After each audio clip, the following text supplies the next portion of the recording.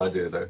But yeah, okay, so I want to hear about this. So very good actually that they're scheduled for 2023 or whatever, your three Schubert cycles, because Yeah. hopefully by then things will have calmed down Yes. a little bit. Can you tell me, just tell me exactly what they are?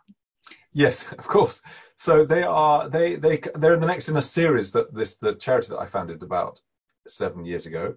Uh, they have sort of three. There are three particular things that we try and do. One is to reassess and give a new platform to classics that we think, in our privileged position of knowing them a bit and having a chance to explore them, are universal in their appeal because they're wonderful works of Western art, let's say, and we want to make them accessible to people. That's a sort of tried and tested slogan, isn't it? We're going to make things, we're going to reinvent them to make them. But actually, I think we try and do that in a very honest way, where we're not trying to make them wacky or strange or new. We're actually trying to get the heart of them out in a way which it was always there, but which has become a bit overlaid with the patina of a sort of sacredization of classical music. Mm-hmm. So you're taking the three Schubert song cycles. Yes. You're putting in some puppets. Yes. You're dressing up. Is that part of the thing? What in Schubertian costume or not necessarily. There are a lot of things are still open. Okay. But yes, no. But thank you for getting so.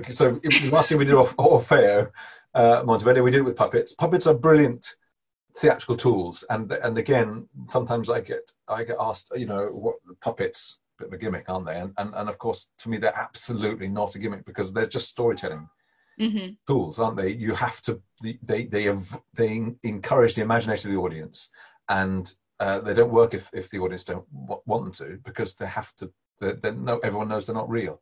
I guess they're whatever you want them to be, aren't they? Yes, I think exactly. You project on them. Exactly, Hannah. I think that's true. And I think they're ancient forms of storytelling. And of course, one thing that they do critically in a classical setting is they take the attention away from the performer to the content, to the story, to the character. And in art song, we're just used to art song being the vehicle, and sometimes the vehicle for the most wonderful performances, and there's nothing in a sense wrong with it, but they're the vehicle of a international singer on the Wigmore Hall stage, and we go and we love this very rather sacred thing. That's nothing like what they were. And the same with Orfeo last year with Monteverdi. This become this very, very highbrow thing. It wasn't. It started off in a very elite setting, in the sense that they had the money to experiment. But what they were experimenting with was a very, very essential form of human communication, which is singing and storytelling at the same time. And Schubert's the same. I mean, they did it for fun. They did it in a very spontaneous setting. People did bring instruments. People did dress up. And they didn't perform the whole thing in a it's going to last an hour. You sit there quietly, you don't applaud, you don't move, you sit there and you clap at the end. There's nothing like that. They did one or two, and they might have said, let's do the story of the Fair Maid of the Mill tonight, and so would dress up and play one part, and someone would read some of the poems, and there was a stage play going on at the time in Vienna that was very popular. People would play out scenes. It was just that sort of, it was charades. It was that sort of thing. And if Schubert was there, he would have written a song. He would have prepared something, and he would he would share it, and someone would sing it. So what's that for us? Is that something that helps us appreciate this wonderful music and this wonderful thing, this piece of art that survived, that we perpetuate in a certain way? Well, how, if we re-examine it and bring it, actually, does it open it up again to a sort of more democratic and genuine way of enjoying people's company and having culture in a setting where people are there to enjoy it and be taken out themselves and be bound by the experience and so on. So it's the same thing. Everything's elementally the same thing. How it actually ends up and what it looks like is still in a way in development. But we are. I've done performances of Schubert Song Club with puppets over the years. Since I think it was 2004, we had a guitar and a forte piano. And then that was Winterreise, and then Müllerin. We did it with, I think just with forte piano. And then I was in America a couple of years ago, and again this opportunity came up, and I arranged Winterreise for the players that were there. So there was a penny whistle, and there's a sort of tree branch in everyone.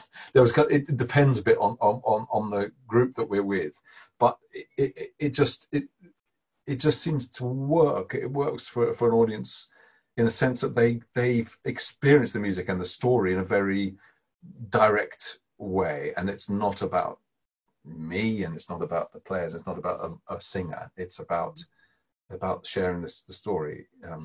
Okay, so I mean, I see how this would work very well, maybe in something like Die Schöne Müllerin. With Winterreise, I mean, I don't know. I mean, I guess one thing about puppets is you think of them, perhaps mistakenly, as being kind of comical. So with something as bleak as Winterreise, I mean, how do those two things fit together? Oh, well, that's a great question. I mean, partly because it gives you an opportunity to say, a bit about what puppets they have come to us in Western world as childish things, or at least infant-based, toys, and comical. Avenue Q, Muppets, Spitting Image, and brilliant. I'm going to reinforce that. They're brilliant. The puppets are also. I mean, they're simply. I want to. Yes, I don't have. You're going to find me a puppet now. Well, I was going to. Yeah, I mean, the Winterreise puppet. I wanted to show you because it's like a Brancusi. It's slightly abstract. It's very beautiful. It's very haunting, and it invites interpretation in a sense, like a Brancusi might. It's Brancusi. There's sort of oval, beautiful suggestions of heads, faces. It's a bit. I remember very well the process of making it with a puppet maker who was the daughter of a designer who died, Roger Butlin, who was very important and sort of friend of mine. And when I started to direct and get involved in that, he was a fantastic designer, and his daughter Mandarova was a puppet maker, and we went through this process of trying to decide what the puppet for Winterreise should look like to sustain an hour-long psychological exploration that could it needed not to put people off. It needed to be capable of. I mean, there's humor in Winterreise. I hadn't realized, but I mean, I've learned so much from doing it with a puppet. I mean, I've learned so much about how the songs actually narratively connect. Frühlingstraum, do you know it well? I'm sure you do. Frühlingstraum, going Rust, going to Frühlingstraum, the idea that you go to sleep and then wake up in a starlit night and think, oh my God, I've just had the most amazing dream. Mm-hmm. That connection between the two, I've never, I've seen it many times and sung it, rather embarrassingly, I sang it for my 21st birthday. So, you did? Yeah, my dad said, what do you want to do for your And I said, sing Winterreise. I said, I want to do Winterreise. So he put on a concert for a few friends. With puppets? What a fun, no puppets. They weren't around. What a fun evening that was. Oh my gosh. I know. Wow, why didn't I think of that one? Yeah, exactly. So boring. Look what you could have done. Are you a singer? Are you a... No, not in the least. I mean, but, why would that stop anyone? Yeah, quite. Absolutely, just do it. I'm available for bar mitzvahs and I can give a... I'll remember that. I'll bear it in mind. Gosh, okay. So, I mean, so you've lived with this cycle for I don't want to say a long time. You might be 23 now. Thank you very much, Hannah. No, but a very long time. Well, I mean, for me, actually, we did a performance in London about 10 years ago where someone came up at the end and said, actually, we did a Q&A, we did a thing and at the end and said, I've been listening to Winterreise and seeing performances for 60 years and I really didn't want to come because a friend told me I should and I don't want someone to do something new to Winterreise, but I'm so glad I did. And this is again a sort of headline bit of feedback we've had because it's to our advantage to sell it out. But she said, I learned more about Winterreise in one evening than I have for all those 60 years. And I think that's the thing about the approach.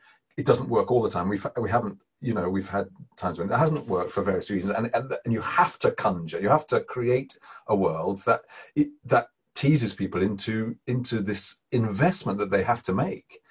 you know, and it could be that they're not in the mood for it. It could be that the atmosphere is not quite right. That you know, it's not a sinecure for performance, a puppet.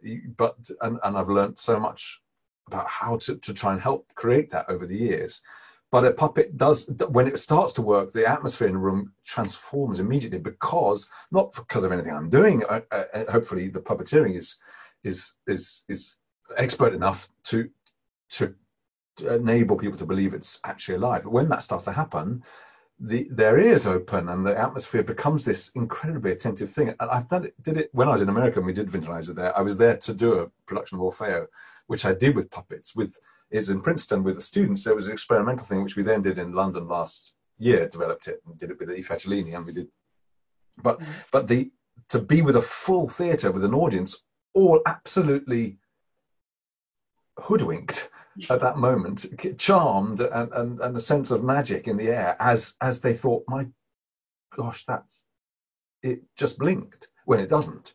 Or, you know, and these aren't Avenue Q puppets, they don't do that. They're very they're very suggestive and beautiful things. The Orfeo ones were designed by Ruth Payton, and they're beautifully carved. Again, this suggestive thing rather than a, you know, the Disney thing. If an animation is too realistic, it's called Uncanny Valley, where people stop. They go, oh, it's real, you know. And actually, the whole journey of it, the way it works is that it suggests something, and then the audience fill in the gap, and that engagement, that is an engagement with yourself, isn't it? It's your own imagination, your own stories. Anyway, sorry, I could go on. Yeah, and I suppose it also maybe it takes the ego out of it as well. You know, it you're takes not the ego stuck out with the singer's mannerisms and whatnot, and this kind of but it's, you know, it's a character, but it's also a person. It's the actual singer doing this thing. Yes. So I guess that allows you to invest in the story more fully. Yeah, that's it exactly in a nutshell, Hannah. Yeah, no, much more brief than that. Thank you. Yeah, no, that's that was just little. That's why you do your job.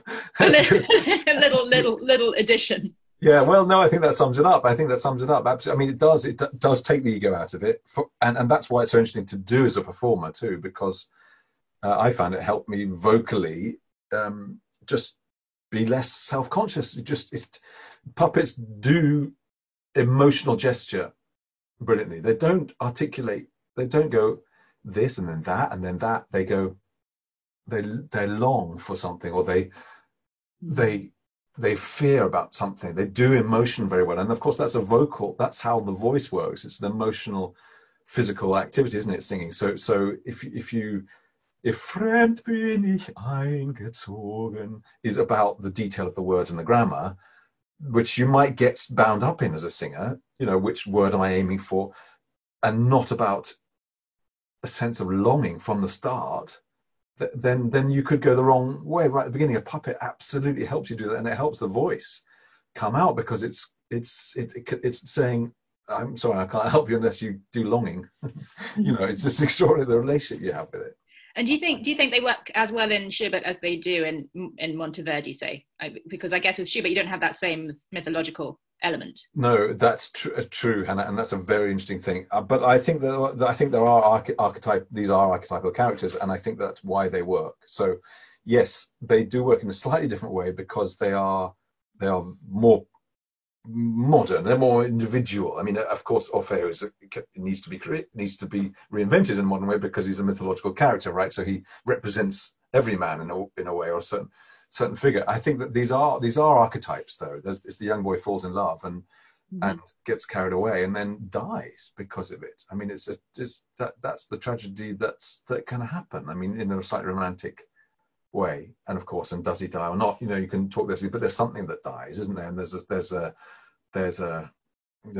a journey of depression and despair based on everybody's universal feeling of falling in love for the first time.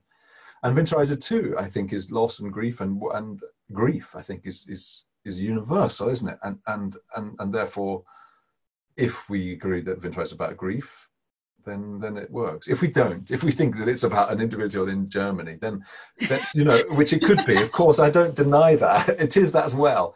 Then maybe it does need to have Lederhosen, and then it might be a bit comic, mightn't it?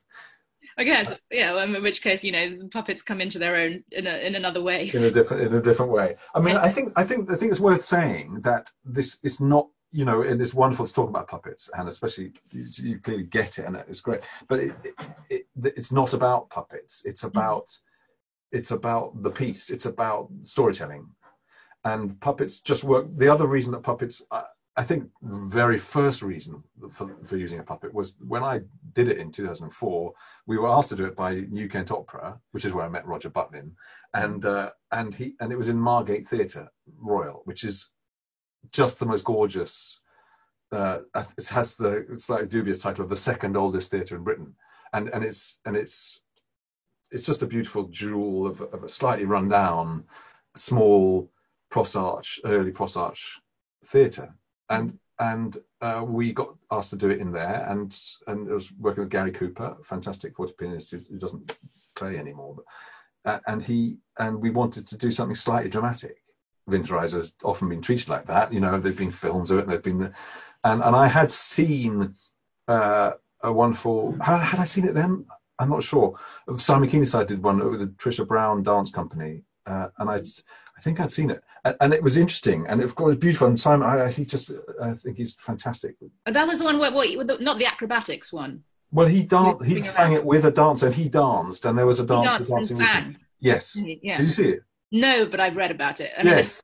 A little while ago, wasn't it? Yes, yeah, exactly. A long time ago, and of course he's amazing, and it was an interesting thing. But the piano was in the wings. I mean, the piano was 30, 40 feet away. Mm-hmm. So what we saw was very worthwhile, fantastic thing. But musically, it was never going to be.